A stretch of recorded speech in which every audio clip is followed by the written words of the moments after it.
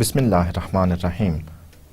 Welcome to lecture number 2 of the course Business System Development. In today's lecture, we will mainly be talking about the Systems Development Lifecycle, SDLC. But before we formally start the contents of today's lecture, let us have a look on what we discussed in our previous lecture. Here is the summary. In previous lecture, first of all, we introduced the course and we talked about what is going to happen in this particular course. We begin our learning process by talking about the information systems, and more specifically we talked about the systems analysis and design, which we shortly call as SAD.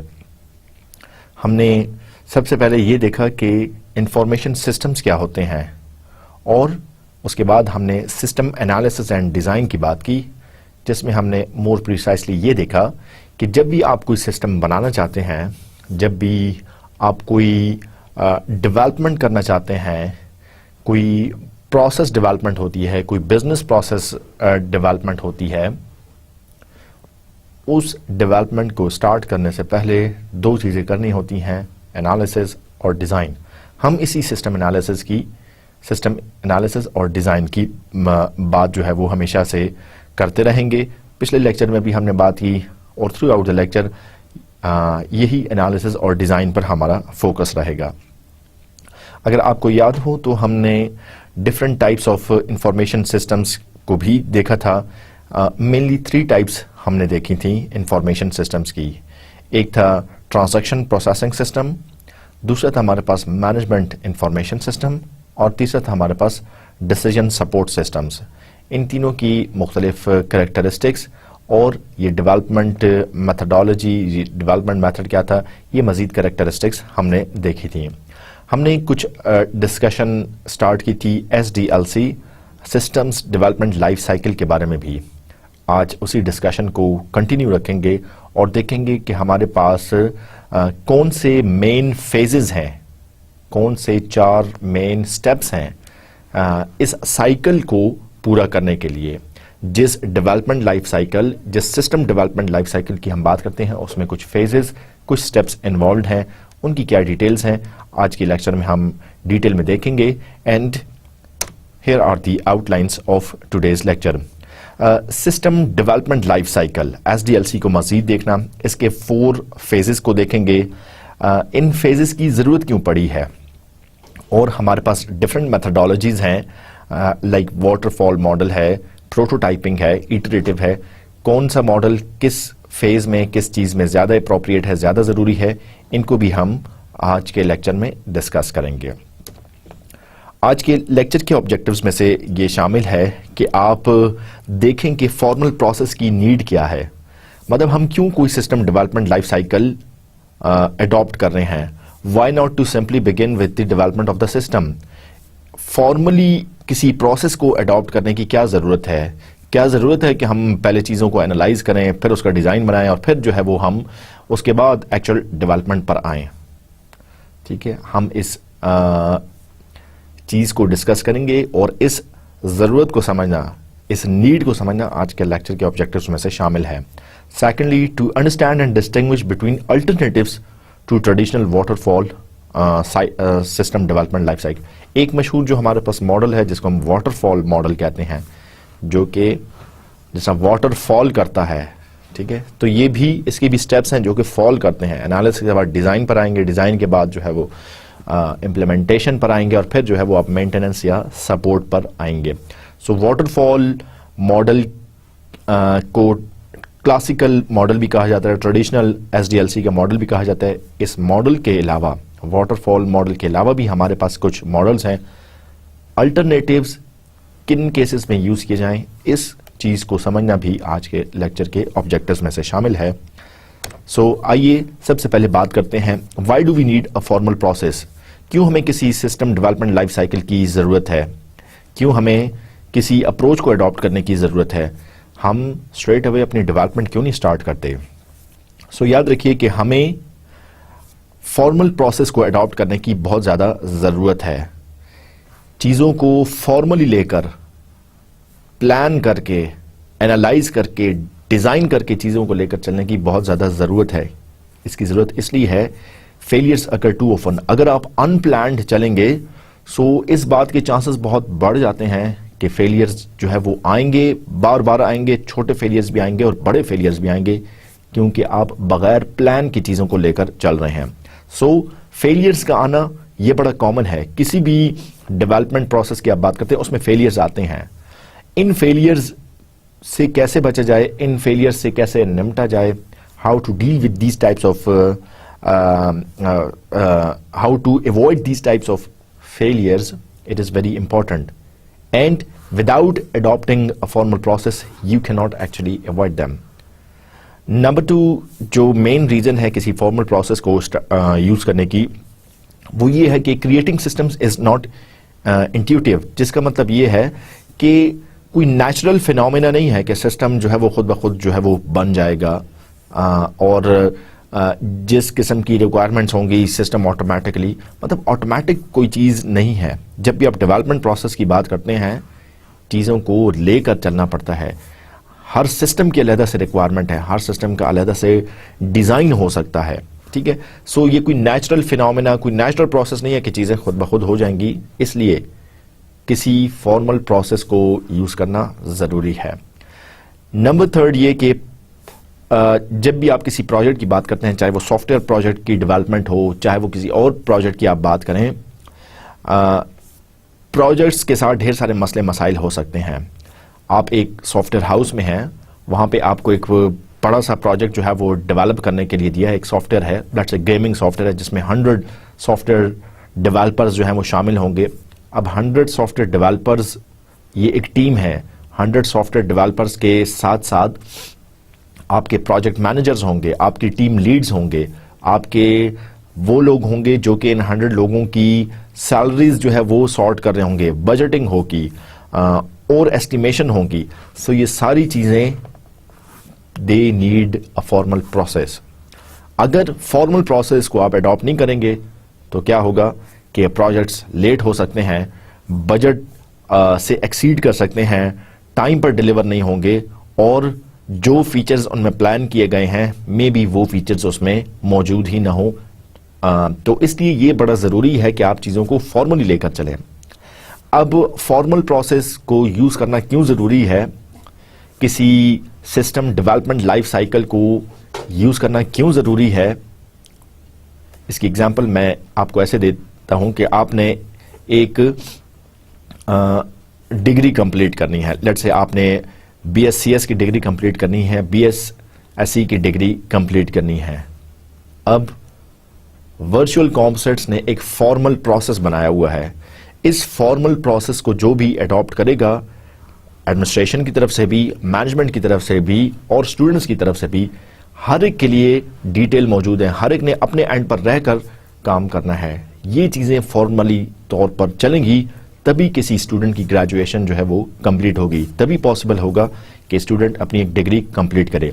अगर चीज़ों को plan लेकर ना चला जाए, अगर इस चीज़ को ना देखा जाए कि इस सेमेस्टर में स्टूडेंट्स कौन से कोर्सेज कौन से कोर्सेज रजिस्टर कर सकता है, अगर ये चीज़ ना देखी जाए कि किस कोर्स का प्री रिक्विजिट क्या है, अगर ये ना देखा जाए कि लिस्ट ऑफ इलेक्टिव्स में से कौन से कोर्स जो है वो ऑफर किए जाने लगे हैं, अगर ये ना देखा जाए कि स्टूडेंट को इवैल्यूएट कैसे करना है, क्विज़ेस को कितने मार्क्स देने हैं, असाइनमेंट्स को कितने मार्क्स देने हैं, सेशनल कब होगा, अगर ये सारी चीज़ें नहीं होंगी, फॉर्मली तौर पर नहीं इनको देखा जाएगा, तो क्या होगा आप देख सकते हैं, आप सोच सकते हैं कि ये एक स्टूडेंट की डिग्री कंप्लीट का प्रोसेस बहुत मुश्किल, कॉम्प्लिकेटेड और इसमें ढेर सारे फेलियर्स आ सकते हैं।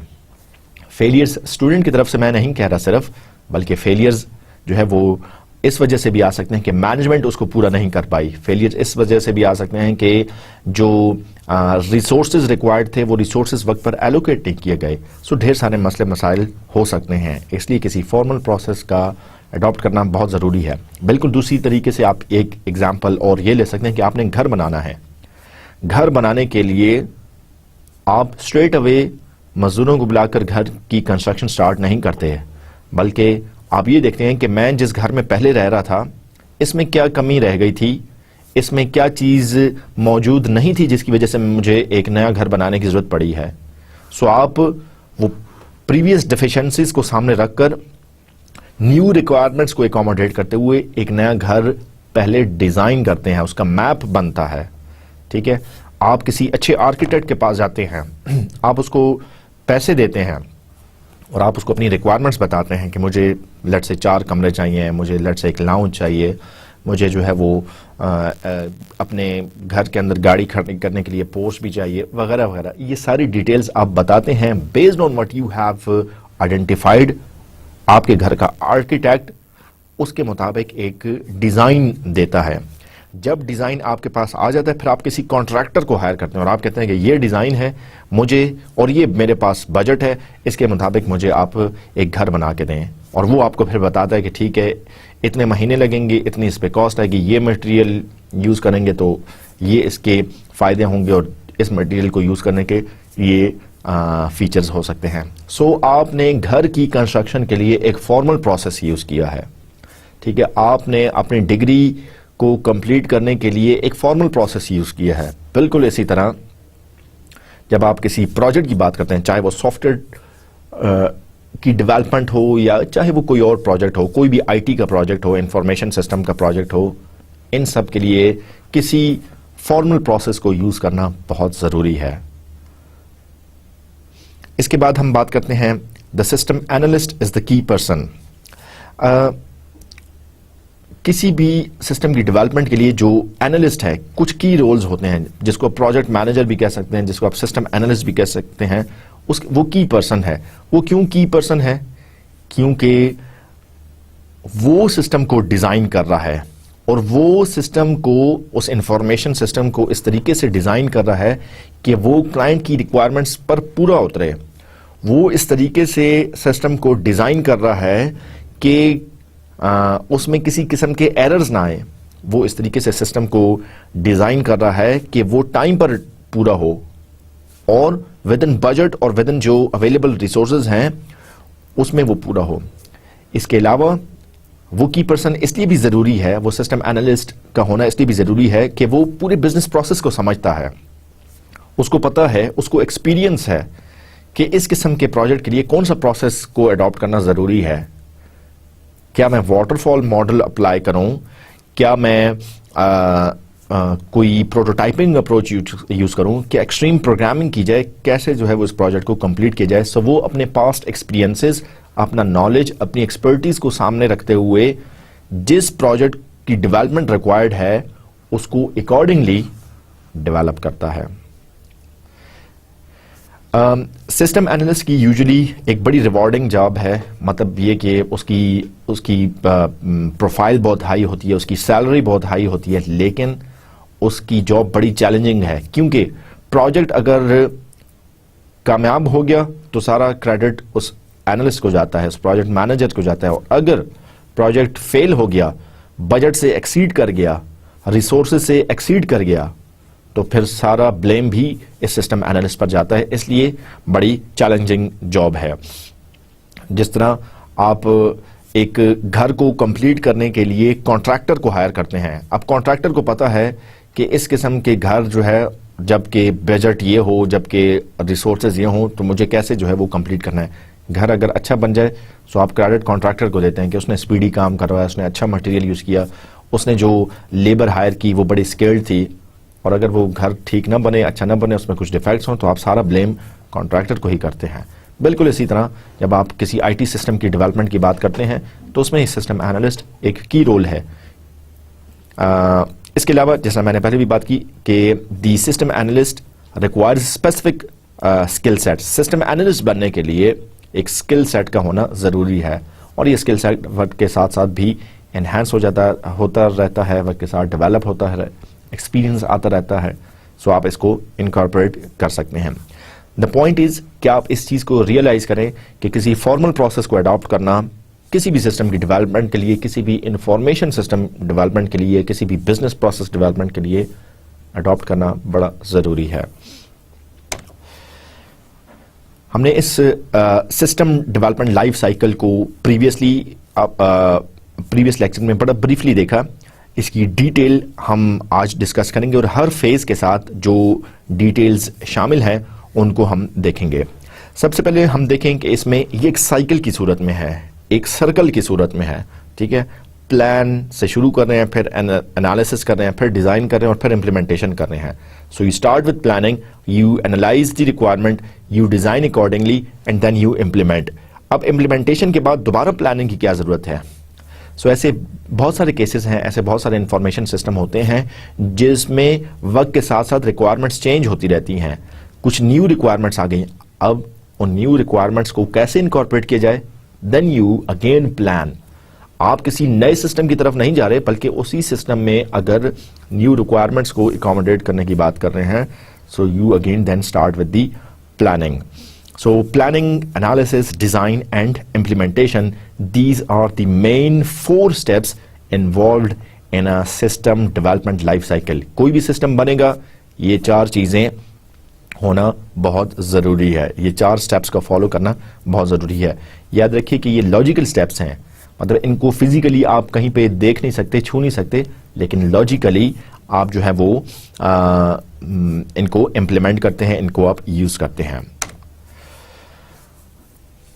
हमारे पास सिस्टम डेवलपमेंट लाइफ साइकिल की अगर बात करें, सो traditional methodology for developing, maintenance and replacing information system, मतलब हम जिस classical software development life cycle model की बात कर रहे हैं उसमें डेवलपमेंट का फेज है, मेंटेनेंस का फेज भी उसमें शामिल है।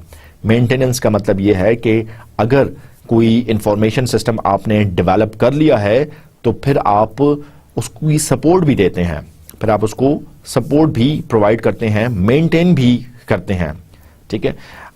मेंटेनेंस से मुराद बिल्कुल इसी तरह है जैसे आप कोई इलेक्ट्रॉनिक गैजेट या इलेक्ट्रॉनिक डिवाइस खरीदते हैं, ठीक है, तो उसकी वारंटी होती है, 1 साल की वारंटी होती है या 6 महीने की। वो वारंटी एक्चुअली मेंटेनेंस है कि आप इस प्रोडक्ट को यूज करें, अगर 6 महीने के अंदर या साल के अंदर इसमें कोई भी प्रॉब्लम आ जाता है, सो कंपनी आपको मेंटेन करके देगी, कंपनी घर पे आके या ठीक करके देगी, या जो है वो आप कंपनी को दें, वो कंपनी आपको किसी भी तरीके से रिपेयर करके देगी, ठीक है।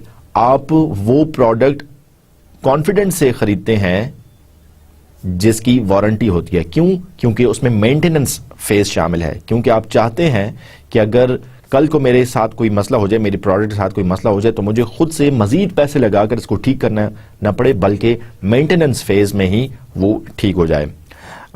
इसी तरह आप अगर कोई नई कार खरीदते हैं, सो नई कार भी आपको अप टू सर्टन टाइम या अप टू सर्टन माइलेज आपको फ्री मेंटेनेंस देते हैं कि लेट से आप गाड़ी चलाएं 6 महीने के अंदर, 1 साल के अंदर या 1 लाख किलोमीटर तक आप चलाएं, कोई भी मसला आता है कंपनी आपको फ्री ऑफ कॉस्ट ठीक करके देगी। सो ये भी मेंटेनेंस है।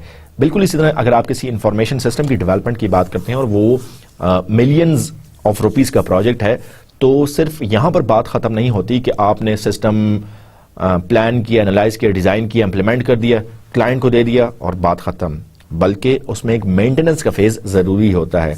मेंटेनेंस के फेज में यह है कि ये जो न्यूली बिल्ट इंफॉर्मेशन सिस्टम है ये डिप्लॉय होगा, इसको एक्चुअली यूजर्स यूज करना शुरू करेंगे। अगर उनको कोई मसले मसाइल आते हैं, सो जिस सॉफ्टवेयर हाउस ने या जिस प्रोजेक्ट डेवलपमेंट कंपनी ने ये बना के दिया है, ये उनकी जिम्मेदारी है कि वो इसको मेंटेन करेंगे, इसको फिक्स करेंगे। इस मेंटेनेंस से मुराद ये भी हो सकती है कि जिस रियल एनवायरनमेंट में वो जाके सॉफ्टवेयर यूज होगा, लेट से वहां के एम्प्लॉयज पहले ट्रेंड नहीं थे, सो इस न्यूली डेवलप्ड इंफॉर्मेशन सिस्टम को अगर यूजर्स को ट्रेन कराने की भी जरूरत है तो यूजर्स की ट्रेनिंग भी इसमें शामिल है। सो एक एडिशनल फेज भी यूजुअली डिस्कस किया जाता है एंड दैट इज मेंटेनेंस। आइए बात करते हैं standard and evolutionary views of systems development life cycle.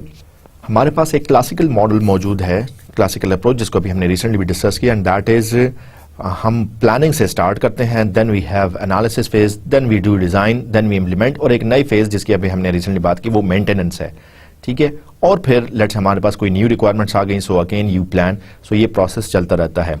ये traditional classical system development life cycle, ये इवोल्यूशनरी मॉडल भी आप इसको इवोल्यूशनरी मॉडल के तौर पर भी कंसिडर कर सकते हैं। यहां पे भी फेजेस वही हैं, एनालिसिस, डिजाइन, इंप्लीमेंटेशन, मेंटेनेंस। आप मतलब प्लानिंग से शुरू करते हैं, you start with planning, then you analyze, then you do the design, then you implement according to the design and then you do the maintenance. तो ये शुरू होता है एक स्मॉल से स्पाइरल प्रोसेस से, और ये चीज लूप की सूरत में, सर्कल की सूरत में चलती रहती है। आप इसको इस तरीके से भी शुरू कह सकते हैं कि जब ये सिस्टम डेवलप हुआ, इनिशियली जब डेवलप किया जा रहा था तो उसमें रिक्वायरमेंट्स बड़ी महदूद किस्म की थी। सो आपने छोटे पैमाने पर जो है वो सिस्टम को डेवलप करना शुरू किया। वक्त के साथ साथ ये सिस्टम ग्रो करता गया, न्यू रिक्वायरमेंट्स आती गई। सो ये पूरा ओवरऑल सिस्टम जो है वो बड़ा होता जाता है। सो ये आप देख सकते हैं कि स्टैंडर्ड मॉडल क्या है और इवोल्यूशनरी व्यूज इसके क्या हो सकते हैं। आइए स्टैंडर्ड मॉडल के फेज 1 की बात करते हैं, दैट इज प्लानिंग फेज। सो यहां पे हम क्या कर रहे हैं, इस फेज में हम we identify, analyze, prioritize and arrange information system needs. सबसे पहले प्लान में आप ये करते हैं कि आप देखते हैं कि आपको करना क्या है, क्या चीज आप बनाना चाह रहे हैं, किस चीज की प्रायोरिटीज हैं और उस इंफॉर्मेशन सिस्टम की क्या नीड्स है। अगर आप एक मेडिसिन स्टोर के लिए इंफॉर्मेशन सिस्टम बनाना चाह रहे हैं, उसकी प्रायोरिटीज, उसकी नीड्स कुछ अलग हैं। अगर आप वर्चुअल कॉन्सर्ट्स के लिए एक मैनेजमेंट इंफॉर्मेशन सिस्टम बनाना चाह रहे हैं, उसकी नीड्स, उसकी प्रायोरिटीज अलग हैं।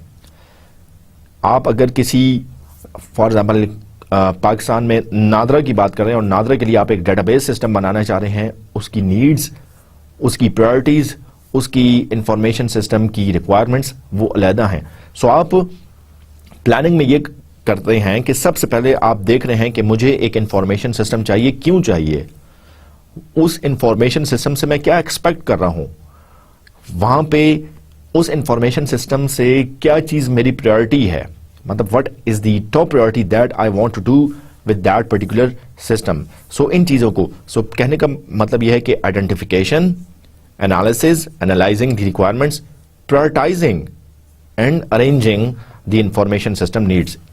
जो भी सिस्टम आप बनाना चाह रहे हैं उसको आप पहले प्लान कर रहे हैं। अब ये चीजें जो है ये मतलब आप डेली लाइफ में भी देखते हैं। जिस तरह एक घर की कंस्ट्रक्शन की एग्जांपल मैं आपको बार बार दे रहा हूं, जब भी आप घर का बनाना चाहते हैं तो आप इवन एनालिसिस से शुरू नहीं करते, या आप घर का नक्शा डायरेक्ट नहीं बनाते, पहले घर के लोग आपस में डिस्कस करते हैं, प्लान करते हैं। अच्छा जी, हम घर बनाना चाहते हैं, हमारे पास इतने पैसे हैं, ये घर में कम से कम कितने कमरे होने चाहिए, ठीक है जी। ये सारा डिस्कशन घर के अंदर चल रही होती है, और फिर जब सारे लोग या घर का जो भी सरबराह है वो इस डिसीजन पर पहुंच जाए कि yes they want to construct a house, फिर उसका वो फॉर्मल एनालिसिस करते हैं और फिर उसके किसी आर्किटेक्ट से उसका जो है वो एक मैप बनवाते हैं या उसका डिजाइन करते हैं। सो प्लानिंग में आपने आइडेंटिफिकेशन की, एनालाइज किया, प्रायोरिटाइज किया एंड इंफॉर्मेशन सिस्टम की नीड्स को अरेंज किया। Then comes your analysis phase. Analysis phase में आपने क्या किया, study and structure system requirements, ठीक है।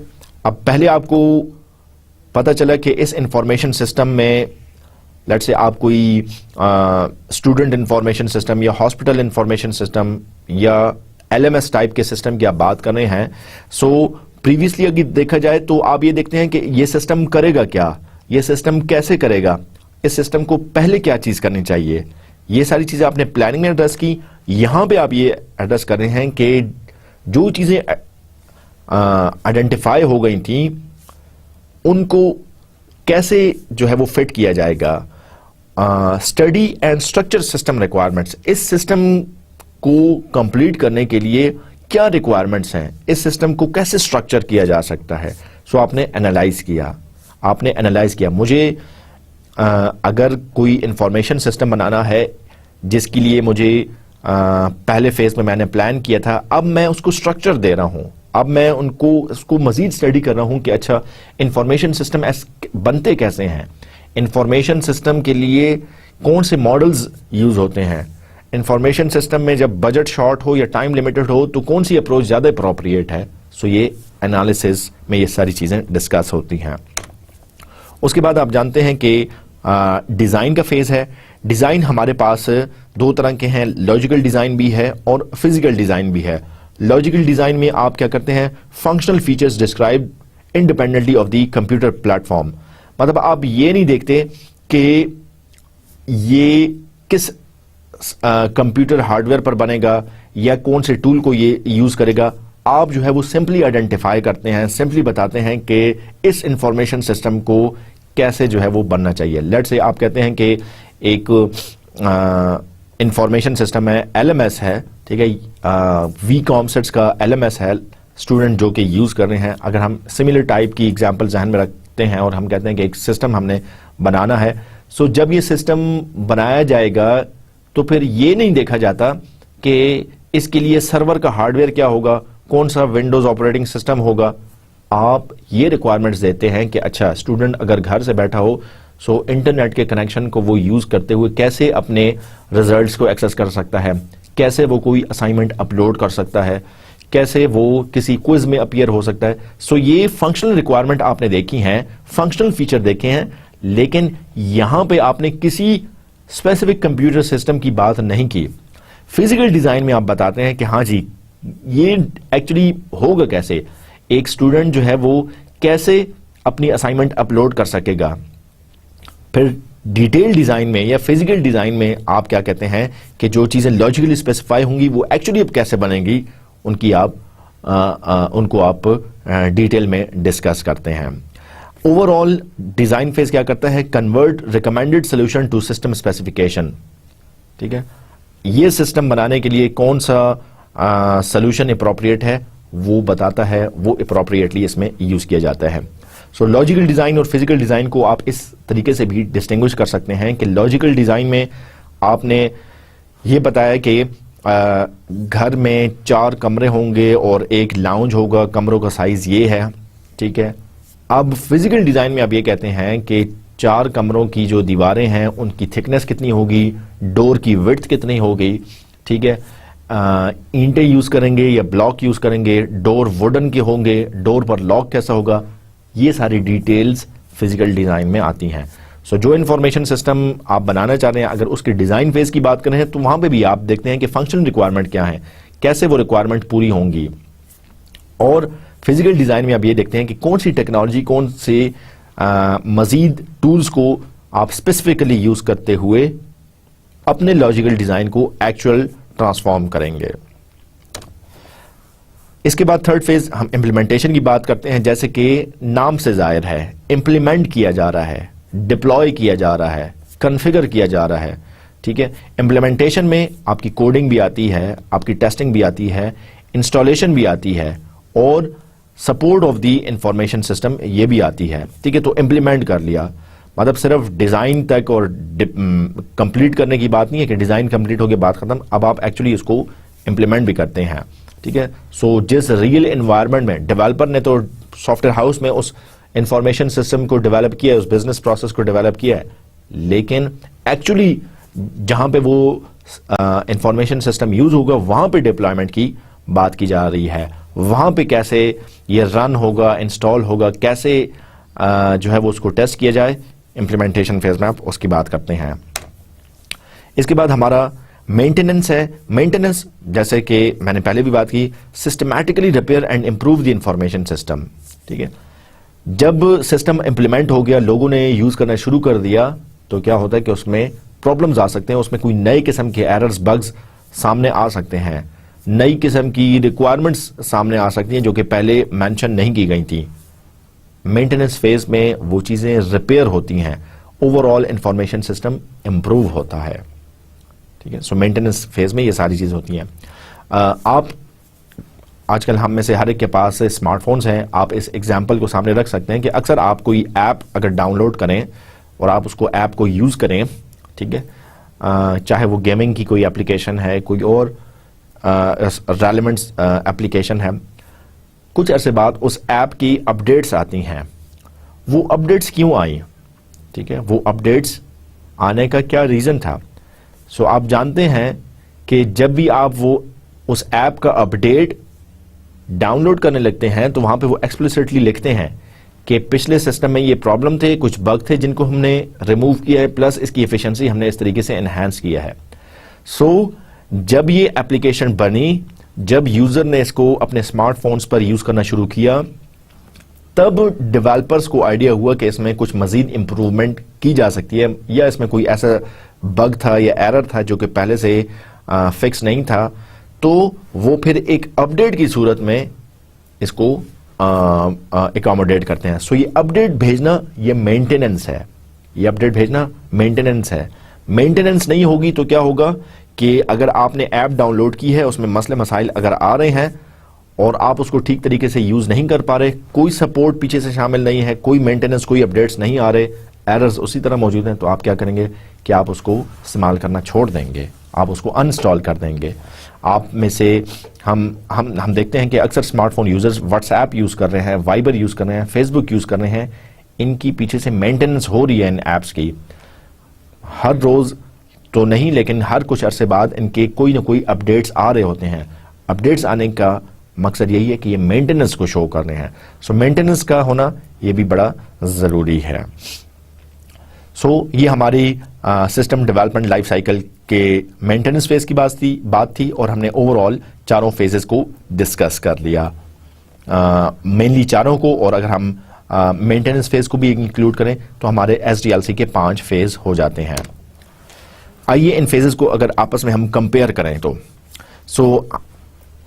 लेफ्ट ऑफ द कॉलम में मैं उस फेज का नाम लूंगा, ठीक है, और राइट ऑफ द कॉलम में उसकी डिटेल्स हैं, वो प्रोडक्ट क्या है, आउटपुट क्या है और डिलीवरेबल क्या है। सो आइए वन बाय वन इसको करके देखते हैं। So first of all we have इस टेबल में टेबल 1.2 ऑफ द बुक, इसमें प्लानिंग फेज है।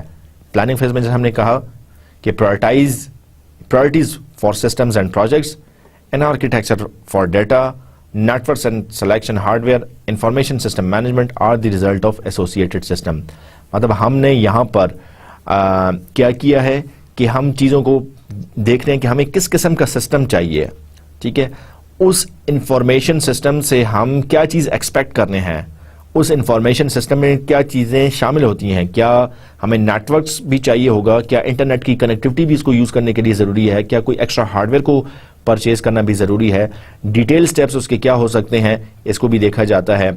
आप टीम असाइन करते हैं, आप अदर रिसोर्सेज जो है वो देखते हैं, ठीक है, और फिर आप ये देखते हैं कि लेट्स से अगर 5 बंदों की टीम है या 10 बंदों की टीम है तो वाई 10 पीपल, क्या 8 बंदों से काम हो सकता है या क्या 12 लोगों से काम हो सकता है। सो जो भी रिसोर्सेज आप यूज कर रहे हैं उसको जस्टिफाई करते हैं, उन रिसोर्सेज को जस्टिफाई करते हैं। इसके बाद हमारे पास आता है, मतलब इनिशियली आपने प्लान किया, इनिशियली चीजों को लेकर आपने प्लान किया। इसके बाद है हमारे पास analysis, description of current system and where problems और opportunities are with the general recommendation how to fix, enhance और रिप्लेस करंट सिस्टम। होता यह है कि आप एक इंफॉर्मेशन सिस्टम बना रहे हैं। एक इंफॉर्मेशन सिस्टम बनाने से पहले कोई सिस्टम तो वो ऑर्गेनाइजेशन यूज कर रही होगी, चाहे वो मैनुअल है या चाहे वो कोई पुराना कंप्यूटराइज सिस्टम है, ठीक है, एक सिस्टम कोई ना कोई तो चल रहा होगा। आप एक नया सिस्टम जो बनाने जा रहे हैं उसकी नीड्स क्या हैं, तो आप एक नया इंफॉर्मेशन सिस्टम इसलिए बना रहे हैं कि पिछले सिस्टम में कोई प्रॉब्लम्स आ गए थे, पिछले सिस्टम में कोई मसले मसाइल थे जिनको आप एड्रेस करने के लिए ये नया इंफॉर्मेशन सिस्टम बना रहे हैं। सो आप देखें कि वो मसले मसाइल क्या थे जिनको इस नए सिस्टम में एकोमोडेट किया जाएगा। आपके पास एक गाड़ी है, वो गाड़ी बेचकर आप नई गाड़ी लेना चाह रहे हैं, आप ये देखते हैं कि उस पुरानी गाड़ी को बेचकर आप क्यों एक नई गाड़ी लेना चाह रहे हैं। सो आप जस्टिफाई करते हैं, आप देखते हैं कि पुरानी गाड़ी लेट से छोटी हो गई है, आपकी फैमिली बढ़ गई है, ठीक है, या लॉन्ग डिस्टेंसेस के लिए वो गाड़ी ठीक नहीं है, या जो है वो उसके आपको कम्यूटिंग करनी होती है और उसकी फ्यूल कॉस्ट बहुत ज़्यादा है। सो इन मसले मसाइल को सामने रखते हुए आप अकॉर्डिंगली फिर कोई नई गाड़ी लेते हैं। बिल्कुल इसी तरह इंफॉर्मेशन सिस्टम है, कोई ना कोई सिस्टम तो यूज़ हो रहा होगा, क्या मसले मसाइल थे जिनको एड्रेस करने के लिए आप एक नया सिस्टम बना रहे हैं। इसके बाद explanation of alternative systems and justification, जैसे मैंने बात की कि आप उस नए सिस्टम की डिटेल बताते हैं और ये बताते हैं कि इस नए सिस्टम में जिन मसले मसाइल को आप एड्रेस करना चाह रहे थे वो सारे इसमें एड्रेस हो जाएंगे। डिज़ाइन की आप बात करते हैं, 2 चीज़ें हैं, फंक्शनल डिज़ाइन है और डिटेल डिज़ाइन है, या लॉजिकल डिज़ाइन है और फिजिकल डिज़ाइन है, आप देखते हैं कि आप क्या इनपुट देंगे, क्या आउटपुट प्रोड्यूस होंगी, आउटपुट्स में क्या कोई डॉक्यूमेंट्स होंगे, कोई रिपोर्ट्स होंगी, कोई प्रिंटेबल फॉर्म होगा, ये सारी चीज़ें आप देखते हैं। कौन सा प्रोग्राम आप यूज़ करेंगे, कौन सा नेटवर्क कनेक्शन यूज़ होगा, कौन सा सिस्टम सॉफ्टवेयर यूज़ होंगे, ये सारी चीज़ें डिज़ाइन में मौजूद होती हैं। डिज़ाइन फेज़ में आप इन चीज़ों को डिस्कस करते हैं। अब अगर हम बात करें वी कॉमसेट्स के LMS सिस्टम की, तो वी कॉमसेट्स का LMS सिस्टम एक स्टूडेंट वर्जन है। स्टूडेंट्स को अपने हिसाब से यूज़ कर रहे हैं, इंस्ट्रक्टर्स को अपने हिसाब से यूज़ कर रहे हैं, मैनेजमेंट उसको अपने हिसाब से यूज़ करती है। सो ये सारी चीज़ें डिज़ाइन फेज़ में डिटेल में दी जाती हैं कि स्टूडेंट्स को किन चीज़ की एक्सेस दी जाएगी, किस चीज़ से रोका जाएगा। स्टूडेंट्स को ये ऑप्शन दी जाएगी कि वो अपनी डेट शीट या असाइनमेंट्स या सेमेस्टर प्लान जो है वो एक डॉक्यूमेंट की सूरत में प्रिंट कर सकें, अपनी असाइनमेंट्स को अपलोड कर सकें। असाइनमेंट को अपलोड करने के लिए ब्राउज का एक बटन होगा, इंटरनेट की कनेक्टिविटी होगी, सर्वर से वो कनेक्शन स्टैब्लिश करेंगे, फाइल अपनी अपलोड करेंगे। ठीक है, ये सारी चीज़ें डिज़ाइन में शामिल होती हैं। और इसके बाद है फोर्थ फेज इम्प्लीमेंटेशन का। जैसे पहले बात की कि एक्चुअली आप डिज़ाइन को कोड कर रहे हैं, जो डिज़ाइन डिटेल्स थी उनको अब एक्चुअली आप प्रोग्रामर या डेवलपर बैठकर कोड कर रहे हैं, वो सॉफ्टवेयर या वो इंफॉर्मेशन सिस्टम एक्चुअली बना रहे हैं। ठीक है, उससे रिलेटेड जो भी डॉक्यूमेंटेशन है वो कर रहे हैं, ट्रेनिंग प्रोसीजर्स हैं, सपोर्ट कैपेबिलिटीज़ हैं, ये सारी इम्प्लीमेंटेशन फेज में आती हैं। और मेंटेनेंस में लेट्स से न्यू वर्जन्स और रिलीजेस ऑफ द सॉफ्टवेयर। मैंने प्रीवियसली आपको एग्जांपल दी कि किसी ऐप के अपडेट्स आते हैं, वो अपडेट्स इसलिए आ रहे हैं कि वो मेंटेन कर रहे हैं अपनी ऐप को। बिल्कुल इसी तरह आपने देखा होगा कि आप जो अपने कंप्यूटर्स पर विंडोज ऑपरेटिंग सिस्टम यूज करते हैं, इस विंडोज के न्यू रिलीजेस आते हैं, न्यू वर्जन्स आते हैं। विंडोज 95 थी, उसके बाद विंडोज 98 की क्यों जरूरत महसूस हुई, विंडोज 98 के बाद विंडोज XP पर लोग क्यों आए। ठीक है, या माइक्रोसॉफ्ट ने विंडोज 7 बनाई तो विंडोज 8 पर क्यों फिर जो है वो उनकी विंडोज 8 की तरफ माइक्रोसॉफ्ट क्यों आई है। अब लेटेस्ट विंडोज 10 चल रही है। ठीक है, सो हर न्यू रिलीज से पहले यह देखा जाता है कि पिछले वर्जन में कुछ इश्यूज से उनको अकोमोडेट करने के लिए, उनको मेंटेन करने के लिए आप वो या अपडेट्स दे रहे हैं या न्यू रिलीज दे रहे हैं, या बाज़ वक़्त ये भी हो सकता है कि आप कंप्लीटली न्यू सॉफ्टवेयर भी आप प्रोवाइड कर सकते हैं। ठीक है, सो इसमें अपडेट्स के अलावा जो है वो इसमें डॉक्यूमेंटेशन भी शामिल हो सकती है, ट्रेनिंग और सपोर्ट भी शामिल हो सकती है। बाज़ वक़्त ये भी होता है कि आपको एक बड़ा प्रोजेक्ट था, एक बड़ा very large and complicated information system develop किया गया। अब एक्चुअल एनवायरनमेंट में उसको इंस्टॉल करने से पहले या जब इंस्टॉल कर लिया जाता है उससे पहले आप उन्हीं एम्प्लॉयज़ को जो कि उस सॉफ्टवेयर को यूज़ करेंगे उनको ट्रेन करते हैं, उनको एजुकेट करते हैं, उनको बताते हैं कि हाँ जी कौन सी चीज़ कैसे इस्तेमाल होगी। बिल्कुल इसी तरह जैसा आपको LMS को यूज़ करने के लिए सेपरेट से वीडियोस ट्यूटोरियल प्रोवाइड किए गए हैं, सेपरेट से आपको स्क्रीनशॉट्स प्रोवाइड किए गए हैं। ठीक है, आपको ये सारी ट्रेनिंग दी गई है, वीडियोस फॉर्म की सूरत में अवेलेबल है। सो ये सारी मेंटेनेंस है, कल को कोई इशू आ जाता है उसको कैसे रिजॉल्व करें, ये सारी चीज़ें अवेलेबल हैं। सो ये सारा मेंटेनेंस फेज है। The heart of the systems development process. अभी तक हमने जिन स्टेप्स की बात की है उसमें एनालिसिस, डिज़ाइन, कोड और टेस्ट है, या जिसको हम दूसरे अंदाज में मतलब हमने ये भी देखा कि प्लानिंग, एनालिसिस, डिज़ाइन, इम्प्लीमेंटेशन है। एक तीसरी तरीके से हमने उसको देखा कि प्लानिंग, एनालिसिस, डिज़ाइन, इम्प्लीमेंटेशन और मेंटेनेंस है। सो इसको दूसरे एस्पेक्ट से जो देखा जा सकता है वो है एनालिसिस, डिज़ाइन, कोड और टेस्ट। ठीक है, मतलब आपने चीज़ों को उसी तरह एनालाइज किया, डिज़ाइन किया, फिर आप कोड कह दें या इम्प्लीमेंट कहते हैं। ठीक है, इम्प्लीमेंट किया और फिर आप फिर टेस्ट भी कर रहे हैं कि क्या ये कोडिंग करने के बाद फिर आप देखते हैं कि अगर इसमें कोई एरर्स हैं, कोई बग्स हैं, कोई इश्यूज हैं तो उसको कैसे रिजॉल्व किया जाए। सो ये एनालिसिस, डिज़ाइन, कोड, टेस्ट की लूप है, ये भी एक साइकिल की सूरत में चलता रहता है। हम ये बात कर रहे हैं कि जो हार्ट एक्टिविटीज़ हैं, जो मेन दो एक्टिविटीज़ हैं, that is analysis and design, analysis and design, और सम केसेस में इम्प्लीमेंटेशन भी है। सो किसी भी सिस्टम डेवलपमेंट के लिए जो मेन एक्टिविटीज़ हैं, जो हार्ट एक्टिविटीज़ हैं, जो की रोल प्ले करते हैं, जो फेजेस, जो एक्टिविटीज़, वो हैं analysis, design and implementation. Analysis, design and implementation, mostly cases में एनालिसिस और डिज़ाइन भी है, इसलिए हम कहते हैं सिस्टम एनालिसिस एंड डिज़ाइन। इसलिए हम इसको सैड भी कहते हैं। सैड क्यों कह रहे हैं कि बाकी फेजेस तो हैं, प्लानिंग है, मेंटेनेंस है, इंप्लीमेंटेशन है, इसलिए यहाँ पे कोडिंग और टेस्ट है, लेकिन जो मेन एक्टिविटीज हैं वो एनालिसिस और डिजाइन है। किसी भी सिस्टम की जो मेन एक्टिविटीज हैं उनको हम ऐसे डिफाइन कर सकते हैं कि वो हैं एनालिसिस और design. So analysis and design are the main activities, main phases और द कोर एक्टिविटीज और the hard activities of a development process. आइए बात करते हैं ट्रेडिशनल वाटरफॉल मॉडल की। आई होप कि इसकी डिटेल आपने अर्लियर लेक्चर्स में, अर्लियर कोर्सेज में देखी होंगी, जैसे सॉफ्टवेयर इंजीनियरिंग वगैरह में।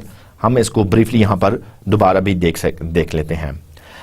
ये एक traditional waterfall software development life cycle है। इसको वाटरफॉल मॉडल क्यों कहा जाता है कि जिस तरह एक आबशार को अगर आप देखें और पानी ऊपर से बह रहा होता है, गिर रहा होता है, बिल्कुल इसके भी फेजेस हैं, ठीक है, और वो आबशार की तरह जो है वो बह रहे हैं या गिर रहे हैं। आप स्टार्ट करते हैं प्लानिंग से, ठीक है, सो आपकी प्लानिंग है, फिर एनालिसिस है, फिर डिजाइन है, मेनली डिजाइन है। बाज केसेस में, बाज बुक्स में इसको लॉजिकल डिजाइन और फिजिकल डिजाइन में भी ट्रांसलेट किया जाता है, और बाज में सिंपली इसको डिजाइन भी कहा जाता है। फिर आपके पास इंप्लीमेंटेशन है, and then you have the maintenance. अब एक जो कॉमन चीज है वो आप देख सकते हैं कि जो फेजेस हमने इससे पहले पढ़े हैं वो जो है वो वही फेजेस इस ट्रेडिशनल वाटरफॉल मॉडल में भी हैं। So planning, analysis, design, implementation और मेंटेनेंस। और आप ये भी इसमें देख सकते हैं कि एनालिसिस फेज आप उस वक्त तक स्टार्ट नहीं कर सकते जबकि आपको प्लानिंग की तरफ से, प्लानिंग फेज की कोई आउटपुट आपको नहीं मिल रही। इसी तरह आप चीजों को इंप्लीमेंट नहीं कर सकते जब तक कि डिजाइन फेज की कोई आउटपुट आपको फीड इन नहीं की गई। इसी तरह मेंटेनेंस आप किस चीज की करेंगे जब तक कि आपने कोई प्रोजेक्ट, कोई सिस्टम डेवलप नहीं किया हुआ। सो हर फेज पिछले फेज से कोई इनपुट ले रहा है और अगले फेज को कोई आउटपुट दे रहा है। So that was the traditional waterfall model. Waterfall model एक बड़ी अच्छी अप्रोच है। क्लासिकल अंदाज में आप चीज़ों को कंप्लीट कर सकते हैं। रिक्वायरमेंट्स अगर पहले से सामने प्री डिफाइंड है, मौजूद हैं, सो बड़ी अच्छी बात है, लेकिन कुछ मसले मसाइल भी यहां पर हैं, और वो ये है कि system requirements logged in after being determined can not change. जिसका मतलब ये है कि अगर जो रिक्वायरमेंट्स आपने एनालिसिस फेज में कर ली थी और उनकी बेस पर डिजाइन फेज में आप चले गए, ठीक है, और उसी को अकॉर्डिंगली आपने इंप्लीमेंट किया, अब अगर आप इंप्लीमेंटेशन फेज में थे और कोई नई रिक्वायरमेंट आ गई, उस नई रिक्वायरमेंट को आप अकोमोडेट नहीं कर सकते। क्यों? क्योंकि नई रिक्वायरमेंट को अकोमोडेट करने के लिए आपको ये वापस प्लानिंग फेज में या एनालिसिस फेज में आना पड़ेगा, और जो टाइम, बजट, रिसोर्सेज आपने स्पेंड किए थे वो सारे के सारे जाया होने का खदशा होता है। इसलिए आप जो है वो अगर जो चीजें पहले से आइडेंटिफाई हो गई उसी की बेस पर सिस्टम बना रहे हैं, आप वापस जो है वो कोई नई रिक्वायरमेंट को अकोमोडेट नहीं कर सकते। सो रिक्वायरमेंट्स आर लॉग्ड इन, जो पहले से बता दिया गया that can not be changed. दूसरा इसमें यह है कि लिमिटेड यूजर इन्वॉल्वमेंट है। जिस एंड यूजर ने इसको यूज करना है, ठीक है, आप उसको सिर्फ, या आप कस्टमर को सिर्फ प्लानिंग फेज में शामिल करें या एनालिसिस फेज में शामिल करें। Once you have analyze the requirements और आप डिजाइन पर चले गए, उसके बाद design, physical design, logical design, implementation, यहां तक फिर जो एंड यूजर है जिसने सिस्टम को यूज करना है वो कहीं पे भी दोबारा इन्वॉल्व नहीं होता, अनलेस कि आप इंप्लीमेंटेशन के बाद सिस्टम को डिप्लॉय कर देते हैं। जब वो एंड यूजर एक्चुअली यूज करना शुरू करता है, फिर उसको मसले मसाइल अगर नजर आ रहे हैं, ठीक है, फिर उन मसले मसाइल को आप देखने के लिए आपको ये वापस जाना पड़ता है। सो उनको आप फिर एट दैट टाइम अकोमोडेट नहीं कर सकते। सो एंड यूजर की इन्वॉल्वमेंट इसमें बहुत मिनिमम है। दूसरा इसमें too much focus on milestones, deadlines of SDLC phases to the detriment of sound development practices. आपने ये कह दिया कि ओवरऑल ये इंफॉर्मेशन सिस्टम 4 महीनों में डेवलप होना है। आपने कहा कि पहले 3 हफ्ते में प्लान किया जाएगा, अगले 5 हफ्ते जो है वो एनालिसिस पर लगाए जाएंगे, 2 महीने हो गए, ठीक है। तीसरे महीने में आप कह रहे हैं कि पूरे का पूरा प्रोजेक्ट जो है वो डिजाइन होगा और चौथे महीने के अंदर इंप्लीमेंटेशन कंप्लीट हो जानी चाहिए, ठीक है। सो आपने हार्ड और फिक्स डेडलाइंस रखी हुई हैं। अब अगर लेट से प्लानिंग आपकी लेट हो जाती है, सो अगर आपने कोई चीज यहां पे प्लानिंग फेज में लेट की, आपका एनालिसिस फेज भी लेट हो जाएगा, आपका डिजाइन फेज भी लेट हो जाएगा, क्योंकि डिजाइन फेज को तो लेट से 1 महीना चाहिए था, अगर आपने शुरू 1 हफ्ता लेट किया है सो ये डिजाइन फेज उसी तरह 1 हफ्ता लेट जाएगा। सो ये चीजें अगर यहां पे कोई प्रॉब्लम आ गई सो वो प्रोपोगेट होते रहते हैं। बिल्कुल इसी तरह अगर आप कोई चीज ऊपर से, अगर ऊपर से कोई पानी आ रहा है तो वो सारी जगह पे वो पानी बहेगा। तो अगर ऊपर से कोई प्रॉब्लम आ रहा है, अगर साफ पानी है तो साफ पानी बहता रहेगा, अगर ऊपर से कोई गंदा पानी बहना शुरू हो गया तो वो गंदा पानी जो है या गंदा पानी जो है वो बहता रहेगा और आगे आने वाली चीजों को भी गंदा करेगा। बिल्कुल इसी तरह यहां पर भी है कि डेडलाइंस पर बड़ा फोकस किया जाता है, और अगर अर्लियर फेजेस में कोई मसले मसाइल थे जिनको आपने फिक्स नहीं किया सो वो प्रोपोगेट होते रहते हैं। सो ये कुछ प्रॉब्लम थे वाटरफॉल अप्रोच में। इन प्रॉब्लम की बेस पर वाटरफॉल मॉडल को एक एक्सीलेंट अप्रोच, एक परफेक्ट अप्रोच, एक perfect system development life cycle model नहीं कहा जाता, और इसलिए हमारे पास कुछ अदर मॉडल्स मौजूद हैं जिनको हम यूज करते हैं। जैसे कि हमारे पास प्रोटोटाइपिंग है। प्रोटोटाइपिंग क्या है इसकी भी डिटेल्स आएगी। हमारे पास कुछ केस टूल्स हैं, computer aided software engineering tools मौजूद हैं। एक हमारे पास जॉइंट एप्लीकेशन डिजाइन है, जैड जिसको कहते हैं। एक है रैपिड एप्लीकेशन डेवलपमेंट जिसको रैड कहते हैं। हमारे पास एजाइल मेथोडोलॉजीज हैं, हमारे पास एक्सट्रीम प्रोग्रामिंग है। सो कहने का मतलब यह है कि इन प्रॉब्लम्स को एकोमोडेट करने के लिए हमारे पास फिर कुछ अदर अल्टरनेटिव्स हैं, कुछ अदर हमारे पास सिस्टम डेवलपमेंट लाइफ साइकिल्स हैं जिनमें से कोई भी एक यूज करते हुए आप सिस्टम को डेवलप कर सकते हैं। अब क्वेश्चन ये पैदा होता है कि आप वाटरफॉल मॉडल यूज करें या प्रोटोटाइपिंग यूज करें या रैपिड एप्लीकेशन डेवलपमेंट यूज करें या एक्सट्रीम प्रोग्रामिंग यूज करें, कौन सा मॉडल, कौन सा एसडीएलसी आपको यूज करना चाहिए? इस बात का आंसर आप उस वक्त ही कर सकेंगे जबकि आपको पता हो कि इंफॉर्मेशन सिस्टम क्या है, किस किस्म का सिस्टम है, क्योंकि हर इंफॉर्मेशन सिस्टम की नीड्स अलग हैं। कोई आपके पास यूनिवर्सल रिक्वायरमेंट्स नहीं है, कोई यूनिवर्सल चीज नहीं है कि एक्सट्रीम प्रोग्रामिंग हर किस्म के प्रोजेक्ट्स के लिए बिल्कुल ठीक रहती है या प्रोटोटाइपिंग जो है वो हर किस्म के प्रोजेक्ट्स के लिए ठीक रहती है। ऐसा नहीं है, बल्कि हर सिस्टम डेवलपमेंट लाइफ साइकिल, चाहे वो प्रोटोटाइपिंग है, चाहे वो वाटरफॉल है, चाहे वो एक्सट्रीम प्रोग्रामिंग है या एजाइल मेथोडोलॉजी है, वो सर्टन केसेस में बहुत अप्रोप्रिएटली बिहेव करती हैं और वो अप्रोप्रिएटली यूज किया जाता है। किन केसेस में कौन सा मॉडल ज्यादा अप्रोप्रिएट है, हम लेटर इन दी लेक्चर इसको हम डिस्कस करेंगे। इन मॉडल्स को आपस में कंपेयर करने से पहले आइए इनका ब्रीफली ओवरव्यू लेते हैं। प्रोटोटाइपिंग मॉडल में आप देख सकते हैं कि एक इटरेटिव डेवलपमेंट प्रोसेस है। आप प्रॉब्लम आइडेंटिफिकेशन से आप स्टार्ट करते हैं या इनिशियल रिक्वायरमेंट्स जो आपको पता हैं उनसे आप स्टार्ट करते हैं और उन इनिशियल रिक्वायरमेंट्स की बेस पर आपने एक प्रोटोटाइप डेवलप कर लिया।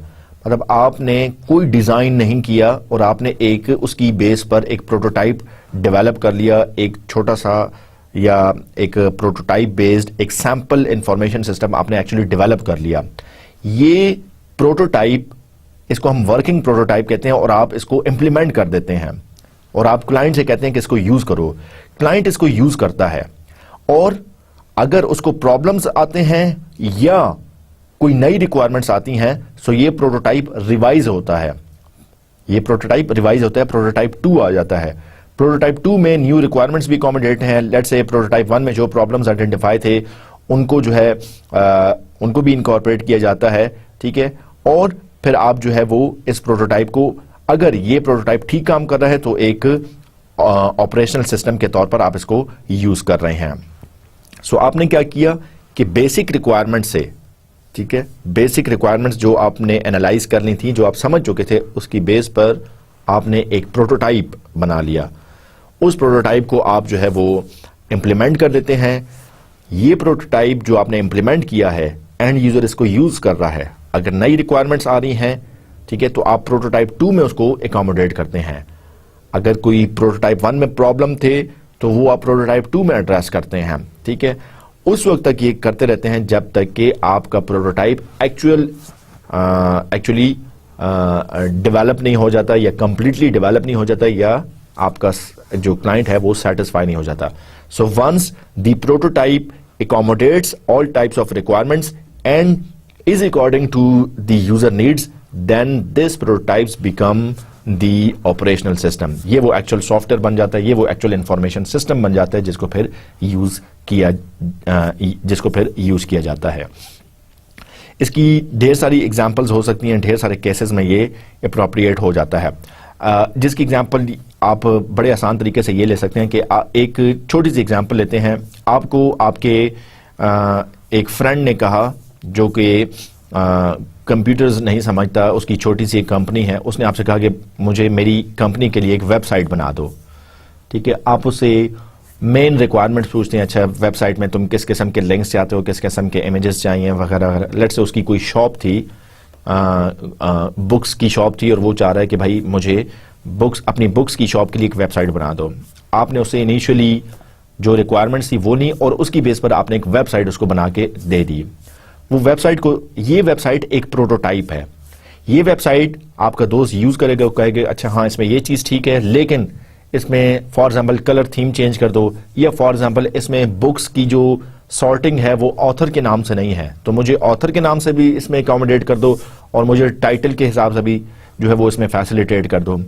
इसमें बुक्स के इमेजेस नहीं है, ठीक है, तो मुझे इमेजेस भी इसमें डाल के दे दो।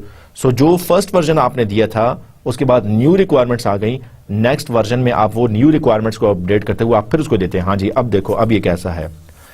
उसके बाद उसकी मोस्टली रिक्वायरमेंट्स पूरी हैं, फिर उसके बाद जब तक वो सेटिस्फाई नहीं होता आप अपने प्रोटोटाइप्स को रिवाइज करते रहते हैं, और जब वो सेटिस्फाई हो जाए, ठीक है, फिर वही प्रोटोटाइप आपका या वही जो वेबसाइट सैंपल प्रोटोटाइप आपने अपने दोस्त को बना के दिया था वो एक्चुअल ऑपरेशनल वेबसाइट बन जाती है, जिसको आप अपलोड कर सकते हैं और वो किसी को भी उसका यूआरएल दे सकता है। सो प्रोटोटाइपिंग में ऐसे चलता है। इसके बाद हमारे पास केस टूल्स हैं, computer aided software engineering tools. यहाँ पे हमारे पास टूल्स हैं जो कि चीज़ों को ऑटोमेटिकली तरीके से डेवलप करते हैं। हमारे पास प्रोजेक्ट डिक्शनरीज हैं, वर्क बुक्स हैं, हमारे पास डायग्रामिंग टूल्स हैं। अब आप जानते हैं कि हमारे माइक्रोसॉफ्ट ऑफिस में एक पैकेज है जिसको हम कहते हैं फ्रंट पेज। ठीक है, माइक्रोसॉफ्ट फ्रंट पेज क्या करता है, आपको पूरी वेबसाइट जो है वो चंद क्लिक से बना कर दे देता है। ठीक है, सो ये एक ऑटोमेटिक टूल है, इसको आप यूज करें, एट द एंड आप इसमें इंफॉर्मेशन प्रोवाइड करते रहें, एट द एंड आपकी एक कंप्लीट वेबसाइट डेवलप होगी जिसको आप अपलोड कर सकते हैं। इसी तरह बाज ऐसे टूल्स हैं जो कि आपकी एक्चुअल सॉफ्टवेयर डेवलपमेंट को फैसिलिटेट करते हैं, इंफॉर्मेशन सिस्टम की डेवलपमेंट को फैसिलिटेट करते हैं, जैसे कि डायग्रामिंग टूल्स हैं, माइक्रोसॉफ्ट विजियो की बात करें या कोई और चीज़ है, ठीक है, ओरेकल डिजाइनर की बात करें, रैशनल रोज की बात करें। सो ये एडिशनल टूल्स हैं, एडिशनल सॉफ्टवेयर्स हैं, कंप्यूटर एडेड सॉफ्टवेयर्स हैं जो कि आपके किसी भी इंफॉर्मेशन सिस्टम की डेवलपमेंट को फैसिलिटेट करते हैं, ऑटोमेटिक या ऑटोमेटेड सपोर्ट प्रोवाइड करते हैं। सो इनको यूज करते हुए आपका वो इंफॉर्मेशन सिस्टम की डेवलपमेंट और आसान हो जाती है। So these are called aided tools, computer aided software engineering tools. इसके बाद हमारे पास जैड, जॉइंट एप्लीकेशन डेवलपमेंट, जैसा कि नाम से जाहिर है जॉइंटली ये डेवलप की जाती है। इसमें मुख्तलिफ यूजर्स बैठते हैं, मुख्तलिफ एनालिस्ट बैठते हैं, मैनेजर्स बैठते हैं, कई दिन तक बैठे रहते हैं, कई डिस्कशंस इनकी चलती हैं, और इन सब के बैठने का मकसद ये होता है कि ये आइडेंटिफाई करें, स्पेसिफाई करें कि सिस्टम की रिक्वायरमेंट्स क्या हैं, जो सिस्टम हम बनाने जा रहे हैं वो एग्जैक्टली कैसे काम करेगा।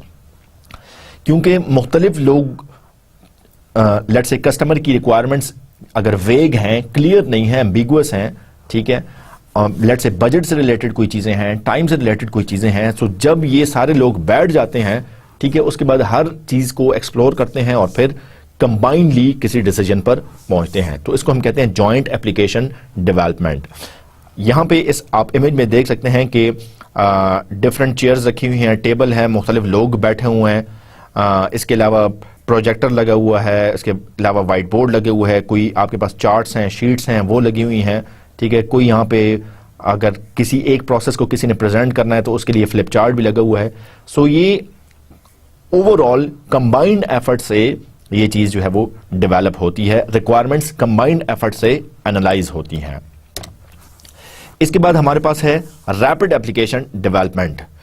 रैपिड एप्लीकेशन डेवलपमेंट में क्या है कि आपने साइमल्टेनियसली दो से ज्यादा टीम्स को डेवलपमेंट पर लगा दिया। लेट्स से एक इंफॉर्मेशन सिस्टम है, उसके 4 मॉड्यूल्स हैं, एक स्टूडेंट की डेटाबेस से रिलेटेड है, एक जो है वो या एक ही डेटाबेस है, एक प्रोफाइल से रिलेटेड है, एक उनके मार्क्स के अपलोड करने से रिलेटेड है, एक उनके एग्जाम के अपलोड करने से रिलेटेड है। ठीक है, तो अगर आप इस सिस्टम की डेवलपमेंट की बात करते हैं तो एक टीम आपके एक मॉड्यूल को डेवलप करेगी, दूसरी टीम आपके दूसरे मॉड्यूल को डेवलप करेगी, तीसरी टीम डिजाइनिंग और ग्राफिक्स जो इसमें इन्वॉल्व हैं उसको देखेगी। तो रैपिडली साइमल्टेनियसली पैरेलल में ये मुख्तलिफ टीमें मिलकर काम कर रही होती हैं और एट द एंड इन सब की एफर्ट को कंबाइन कर लिया जाता है तो आपका एक सॉफ्टवेयर कंप्लीट हो जाता है। पर्पस इसका यह है कि decrease design and implementation time. जो टाइम पूरे के पूरे डिजाइन फेज में लगेगा और इंप्लीमेंटेशन फेज में लगेगा, रादर के पहले आप एक चीज को खत्म करें, फिर उसके बाद दूसरा मॉड्यूल शुरू करें, दूसरा खत्म करने के बाद तीसरा शुरू करें, तो इस चीज को मिनिमाइज करने के लिए, इस चीज को रोकने के लिए, टाइम को बचाने के लिए आप रैपिड एप्लीकेशन करते हैं। सो रैपिड एप्लीकेशन डेवलपमेंट का है या पैरेलल एप्लीकेशन डेवलपमेंट का है, ये दोनों तरीकों से किया जा सकता है। इसमें प्रोटोटाइपिंग भी हो सकती है, जॉइंट एप्लीकेशन डेवलपमेंट भी हो सकती है, आप ऑटोमेटिक टूल्स भी यूज कर सकते हैं, कोई कोड जनरेटर्स हैं वो भी आप इसमें यूज कर सकते हैं। इसकी रैड की लाइफ साइकिल में भी ये है कि आप प्लानिंग से शुरू करते हैं, डिजाइन पर आते हैं, फिर एक्चुअली कंस्ट्रक्ट करते हैं। ठीक है, कंस्ट्रक्शन से फिर अगर आपको डिजाइन रिवाइज करना है तो आप डिजाइन रिवाइज कर रहे हैं, रिवाइज डिजाइन के बाद फिर आप कंस्ट्रक्ट कर रहे हैं। ठीक है, सो ये चीज चलती रहती है और फिर उसके बाद आप कट ओवर मतलब कंप्लीट आप करते हैं। So that is RAD. इसके अलावा हमारे पास एजाइल मेथोडोलॉजी है which is motivated by recognition of software development as fluid, unpredictable and dynamic. अगर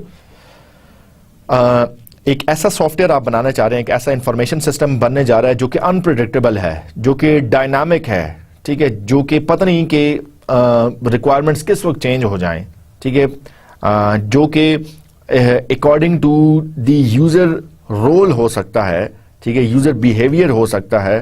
ठीक है, उस केस में आप एजाइल मेथोडोलॉजीज यूज करते हैं। ठीक है, 3 की प्रिंसिपल्स होते हैं एजाइल मेथोडोलॉजीज में, that is adaptive rather than predictive. ठीक है, मतलब ऐसा सॉफ्टवेयर, ऐसी मेथोडोलॉजी जो कि अकॉर्डिंगली अपने आप को अकोमोडेट कर ले, ठीक है, अडॉप्ट कर ले। ठीक है, एडॉप्टिव उसमें एटीट्यूड होता है। इसी तरह emphasize people rather than roles.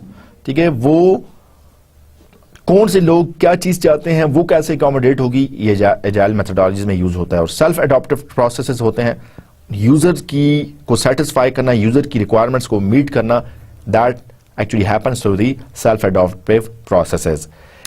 Agile methodologies के अलावा हमारे पास एक्सट्रीम प्रोग्रामिंग है। एक्सट्रीम प्रोग्रामिंग क्या है? Short incremental development cycles. ठीक है, जैसा कि नाम से जाहिर है कि आप स्ट्रेट अवे प्रोग्रामिंग से और इम्प्लीमेंटेशन से शुरू करते हैं और आप जो है वो मुख्तलिफ प्रोग्रामिंग की टीम्स आपने बना ली हैं। 2 पर्सन की टीम भी हो सकती है, 2 से ज्यादा पर्सन की टीम्स भी हो सकती हैं और ये टीम्स पैरेलल में काम कर रही हैं और कोड को कंप्लीट कर रही हैं। सो इसकी डेवलपमेंट साइकिल शॉर्ट होती है, इंक्रीमेंटल होती है, इसमें टेस्ट्स भी होते हैं, इसमें 2 पर्सन की प्रोग्रामिंग टीम है, coding and testing operate together. तो आपने क्या किया कि कोडिंग करते हैं और फिर आप जो कोड किया आपने उसी वक्त उसको टेस्ट भी किया, जो कोड किया उसी वक्त टेस्ट किया, मॉड्यूल 1 को कोड किया उसी वक्त टेस्ट किया, मॉड्यूल 2 को कोड किया उसी वक्त टेस्ट किया। सो इंस्टेड के पहले पूरे के पूरे सॉफ्टवेयर की या इंफॉर्मेशन सिस्टम की आप कोडिंग कंप्लीट करें और फिर उसके बाद टेस्टिंग फेज पर आए, so that can also be very time consuming. So आपने क्या किया कि उस पार्शली जितना भी आपने कोड किया उसको आपने टेस्ट किया कि अगर कोई एरर्स हैं तो फौरन फिक्स किए जाएं, रादर के पूरे कोड को कंप्लीट करें और फिर आखिर में टेस्ट करें और टेस्ट करने के बाद पता चले कि शुरू में कोई प्रॉब्लम था और फिर उनको ठीक करना पड़े। सो आप जो थोड़ी बहुत कोडिंग की उसको इंस्टेंटली आप टेस्ट करते हैं। इसके एडवांटेजेस ये हैं कि communication between developers, developing team आपस में कोऑर्डिनेशन करती रहती हैं, प्रोडक्टिविटी, चीज़ें बड़ी जल्दी जो है टाइमली और एफिशिएंट मैनर में जो है वो कंप्लीट होती रहती हैं और हाई क्वालिटी कोड मिलता है। हाई क्वालिटी कोड इसलिए मिल रहा है कि आपने जो थोड़ी सी कोडिंग की वो फौरन आपने टेस्ट कराई, ठीक है, उसमें कोई इश्यूज थे वो आपने वापस दिए, वो रिफाइन हुए, तो कोड आपका चूंकि फौरन इंस्टेंटली टेस्ट होता जा रहा है, इसलिए उसमें क्वालिटी बढ़ती जा रही है, इसलिए उसमें रिफाइनमेंट आती जा रही है। तो इसको हम कहते हैं एक्सट्रीम प्रोग्रामिंग। इसके अलावा एक अप्रोच हमारे पास है object oriented analysis and design. So extreme programming, agile methodologies, prototyping के अलावा एक और अप्रोच जो आप सॉफ्टवेयर डेवलपमेंट लाइफ साइकिल के लिए यूज़ कर सकते हैं, that is object oriented. Object oriented का मेन मकसद यह है क्या है कि आपकी प्रोसेसेस नहीं होते, डाटा नहीं होता, बल्कि ऑब्जेक्ट्स होती हैं, ठीक है। और ऑब्जेक्ट्स के साथ क्या चीज़ एसोसिएटेड है, वही कॉन्सेप्ट रिकॉल करें जिसमें एट्रीब्यूट्स हैं, ठीक है, जिसमें बिहेवियर्स हैं, जिसमें हमारे पास ऑब्जेक्ट क्लास होती है जो कि ऑब्जेक्ट्स को लॉजिकली ग्रुप करती है। इनहेरिटेंस का फिनोमेना भी इसमें आता है, ठीक है। सो लाइक आपने सर्टन ऑब्जेक्ट्स ये क्लास बना ली और जब भी रिक्वायर्ड होगा उस क्लास को आप यूज कर सकते हैं। इंस्टेंट कि आप उस क्लास को रिकंस्ट्रक्ट करें, बार बार बनाएं, क्लासेस आपके पास मौजूद हैं, जब भी रिक्वायर्ड होगा वो क्लास आप यूज कर लेंगे। Object oriented analysis and design, जिसको OOAD भी कहा जाता है, इसके बारे में मजीद डिटेल्स हम अपने लेक्चर नंबर 3 में डिस्कस करेंगे। Let us now proceed towards the summary of today's lecture. In today's lecture we overviewed the system development life cycle. We started our discussion with the requirement why we need a formal process. उसके बाद हमने जो 4 phases हैं और कुछ cases में 5 phases भी कहा जाता है, plan, analysis, design, implement and 5th one is maintenance. इनको हमने डिटेल में डिस्कस किया। फिर हमने वाटरफॉल मॉडल को डिस्कस किया। एक ट्रेडिशनल, एक classical system development life cycle है, लेकिन इसके कुछ मसले मसाइल भी हैं, कुछ इश्यूज हैं। SDLC अगर आप वाटरफॉल यूज करना चाह रहे हैं और उसमें कुछ मसले मसाइल हैं, उनको एड्रेस करने के लिए हमारे पास फिर अदर SDLC मेथडोलॉजीज हैं, जैसे कि प्रोटोटाइपिंग है, एजाइल मेथडोलॉजीज हैं, जैसे कि केस है, जैसे कि एक्सट्रीम प्रोग्रामिंग है। इन सब को हमने ब्रीफली एक्सप्लोर किया और हमने बड़ा ब्रीफली ओवरव्यू लिया object oriented system analysis and design का। Object oriented system analysis and design पर हमारी डिस्कशन अगले लेक्चर में भी कंटिन्यू रहेगी और इसको हम मज़ीद डिटेल में भी देखेंगे। और इसके अलावा हम यूनिफाइड प्रोसेस क्या होता है, इंसेप्शन क्या होती है, इंफॉर्मेशन सिस्टम से रिलेटेड अगर डेवलपमेंट आप ऑब्जेक्ट ओरिएंटेड अप्रोच के थ्रू करना चाह रहे हैं वो कैसे हो पाएगी, ये सारी डिटेल्स हम अपने अगले लेक्चर में देखेंगे। I hope you enjoyed today's lecture. I'll see you with more details. Until then, take care of yourself. Goodbye and Allah Hafiz.